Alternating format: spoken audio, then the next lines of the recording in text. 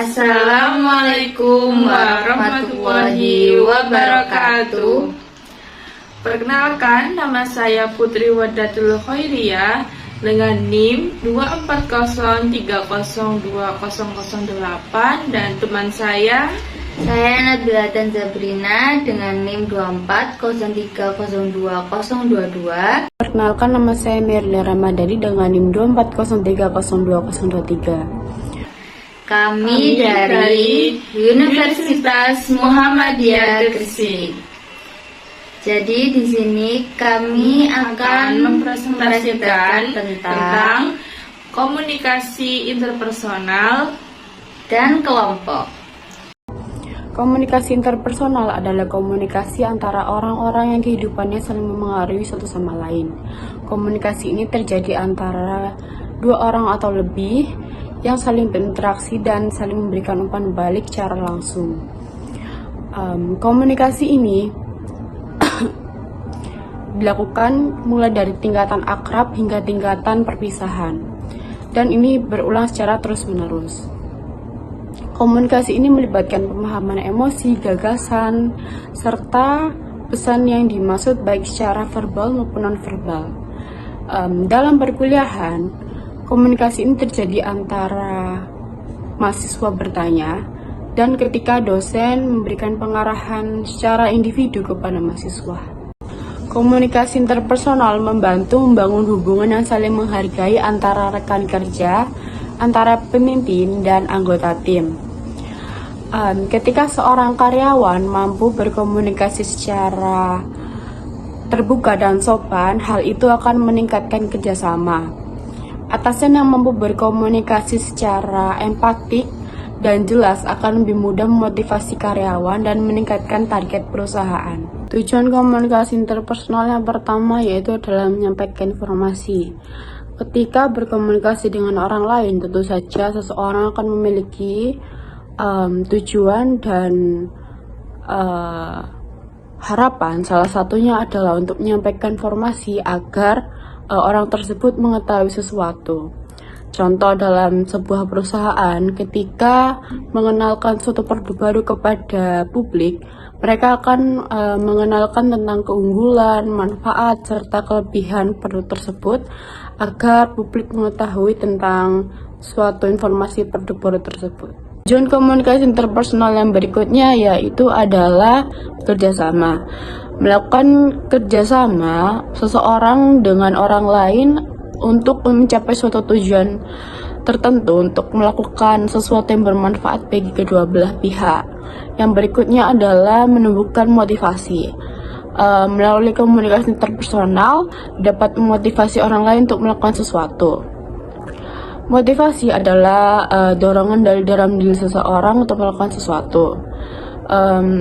Pada dasarnya, seseorang cenderung untuk melakukan sesuatu karena dimotivasi oleh orang lain dengan beberapa cara, yakni dengan kerjanya atau dengan memberikan penghargaan kepada orang lain.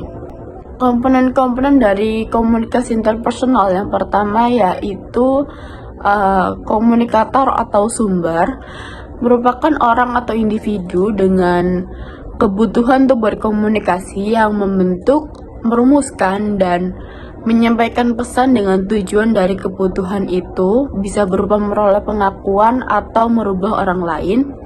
Yang kedua yaitu encoding, tindakan untuk merumuskan kode yang berupa simbol, kata-kata, atau gerak-gerik dan disusun menjadi sebuah pesan. Yang ketiga yaitu pesan, seperangkat simbol-simbol yang baik verbal maupun non-verbal yang atau gabungan dari keduanya yang didapatkan dari proses encoding.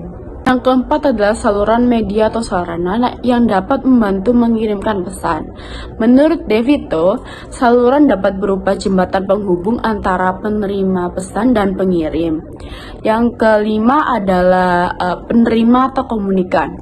Seseorang yang bukan hanya sekedar menerima dan mengerti, tetapi juga bersifat aktif dalam proses interpretasi dan umpan balik.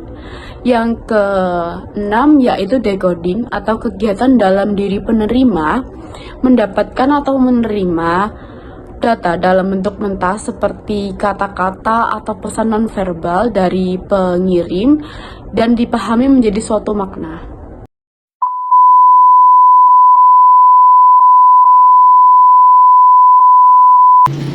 Selanjutnya yang ketujuh yaitu ada umpan balik, yaitu keputusan dari penerima untuk dijadikan sebuah tanggapan terhadap pesan. Yang kedelapan yaitu gangguan.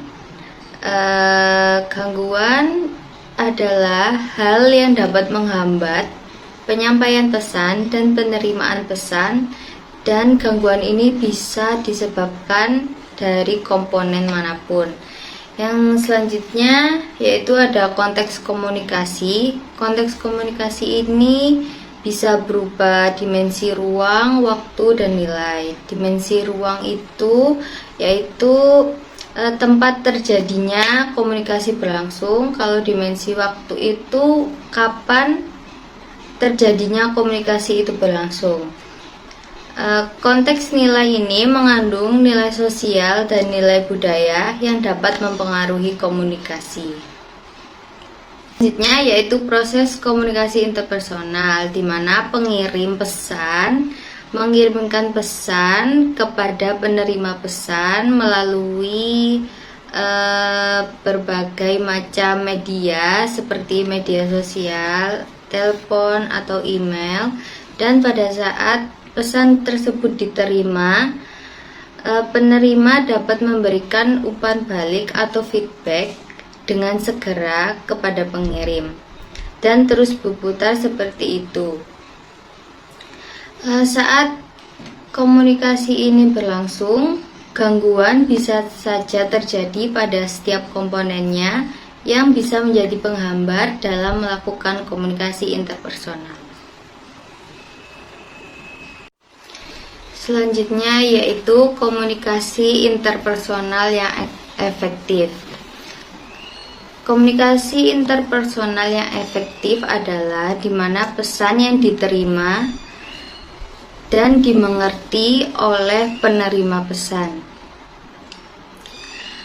Faktor-faktor yang mempengaruhi keefektifan komunikasi interpersonal yang pertama dilihat dengan hasil kerja kelompok yang dibuat dan tingkat kepuasan. Jadi artinya kelompok yang diharapkan untuk berbagi informasi satu sama lain, efektivitasnya diukur dengan seberapa banyak informasi yang diterima anggota kelompok dan sejauh mana anggota dapat memenuhi kebutuhan dalam kegiatan kelompok.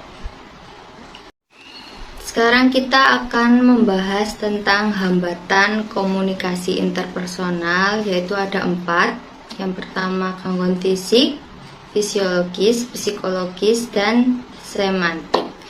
Gangguan fisik itu seperti sinyal, jarak, tulisan yang tidak dapat dibaca, dan lain sebagainya. Kalau gangguan fisiologis itu seperti tidak dapat mendengar, hilang ingatan, atau gangguan artikulasi lainnya. Gangguan psikologis yaitu pemikirannya menyimpang, perasaan curiga, dan pemikiran yang sempit, serta emosi yang berlebihan. Yang terakhir yaitu gangguan semantik, yaitu perbedaan kata-kata atau simbol seseorang dengan perbedaan latar belakang, seperti perbedaan bahasa, dialek, jargon, dan lain-lain. Sekarang kita akan membahas komunikasi kelompok. Komunikasi kelompok adalah komunikasi proses pertukaran pesan dalam kelompok yang terdiri dari 3 orang atau lebih dengan tujuan untuk bertukar pesan untuk mencapai tujuan bersama. Komunikasi ini sangat penting dalam diskusi kelompok, kerja tim, dan aktivitas pembelajaran yang kolaboratif. Keberhasilan komunikasi kelompok sangat bergantung pada kemampuan anggota untuk saling mempengaruhi, memahami, dan berkontribusi untuk menyelesaikan masalah bersama.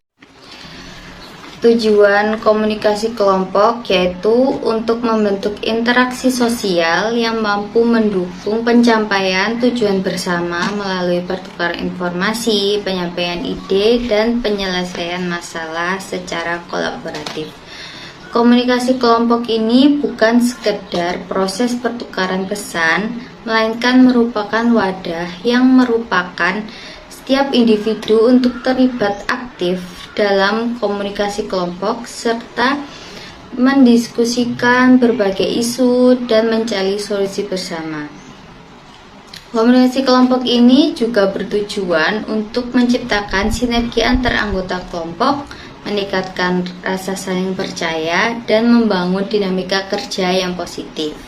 Dengan demikian, komunikasi yang terjalin secara baik akan menjadi sarana penting untuk memperkuat kerjasama, memperjelas peran dan tanggung jawab, serta menghindari terjadinya kesalahpahaman dalam kelompok.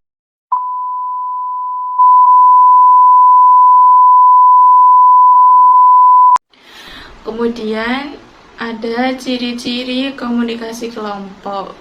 Yang pertama yakni komunikasi kelompok bertujuan untuk mencapai tujuan yang diinginkan, dan yang kedua bersifat homogen, yang ketiga pesan yang ada di dalam komunikator bersifat rasional atau juga bisa disebut terjadi dalam komunikasi kelompok dan emosional. Selanjutnya, kelebihan dalam komunikasi kelompok. Yang pertama ada kelebihan bekerja dalam grup. Kerja dalam grup ini memiliki kekuatan pada gabungan seseorang yang berpikir untuk membuat produk baik atau produk yang lebih baik lagi berdasarkan pemikiran individu dalam grup tersebut. Yang kedua ada kekurangan dalam komunikasi kelompok, yakni kekurangan bekerja dalam grup, di mana keinginan pemimpin yang terbesar itu membuat mereka mengecilkan hati seseorang. 6 langkah dalam proses komunikasi untuk memecahkan masalah. Yang pertama, mengungkapkan masalah. Yang kedua, mendefinisikan masalah. Yang ketiga, menganalisis masalah. Yang keempat, menyajikan solusi.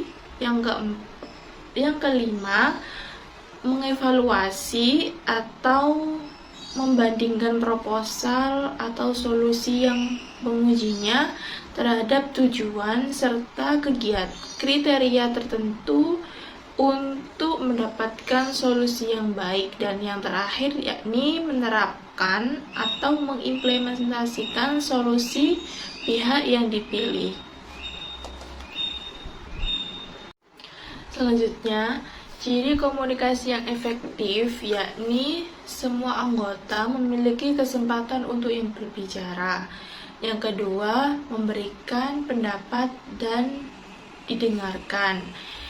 Dan selanjutnya, tujuan diskusinya jelas, pembagian peran dilakukannya secara adil, serta hasil akhir yang didasarkan pada konsensus. Dalam lingkungan kerja profesional, komunikasi juga memiliki kelompok yang baik serta membantu tim untuk mencapai target dengan efisien serta menghindari kesalahpahaman internal. Strategi untuk meningkatkan komunikasi interpersonal yang pertama yakni meningkatkan keterampilan dan mendengarkan aktif. Yang kedua, menggunakan bahasa yang positif, sopan, dan baik. Yang ketiga yakni melatih empati, keterbukaan, serta kejujuran. Selanjutnya, strategi untuk meningkatkan komunikasi kelompok. Yang pertama, tanggung jawab jelas dalam sebuah tim atau proyek yang menjadikan pekerjaan menjadi baik. Yang kedua, yakni mendorong partisipasi aktif dari semua anggota tim yang diciptakan untuk menyampaikan ide dan kritik dengan baik. Kesimpulan dari presentasi komunikasi interpersonal dan kelompok, yakni komunikasi yang efektif baik interpersonal maupun kelompok adalah kunci terciptanya kerja tim dalam hubungan yang harmonis, produktif, serta profesional.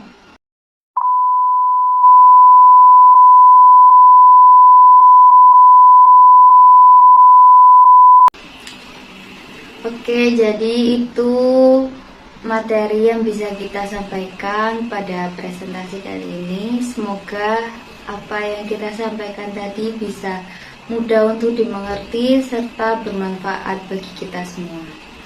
Baik, terima kasih atas perhatiannya. Mohon maaf apabila ada salah kata maupun perbuatan. Mohon dimaafkan. Wassalamualaikum warahmatullahi wabarakatuh.